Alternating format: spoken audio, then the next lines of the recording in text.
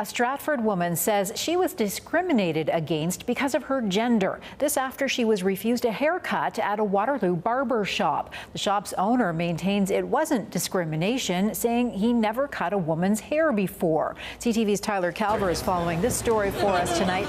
Tyler, you heard both sides. The big question is, does what happened at this shop constitute a human rights violation?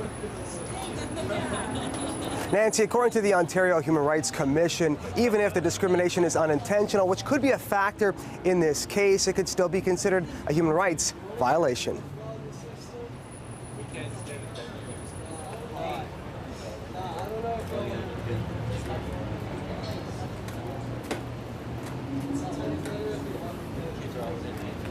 In this location since 1971. For nearly 50 years, Joe Signelli has been cutting hair at this Waterloo barbershop. And in all this time, he says he's never cut a woman's hair. I've been married 43 years. I never given my wife an haircut. So because I don't feel comfortable. Simple as that.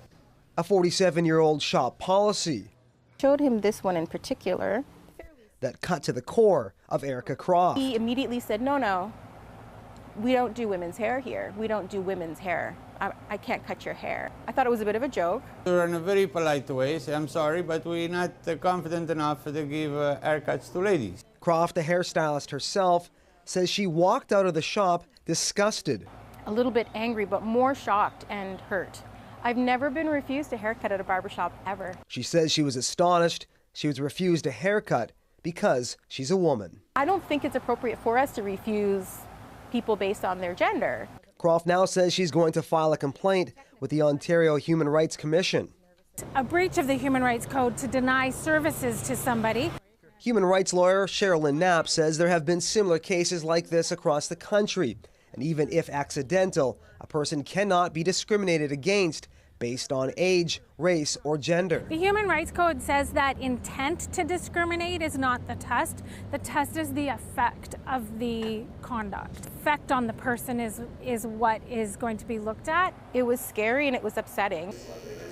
Signelli insists the shop meant no harm and says they've refused other women in the past with no issue. In today's society, you've got to be very, very careful. Citing the recent Me Too movement as another reason his staff isn't comfortable cutting women's hair.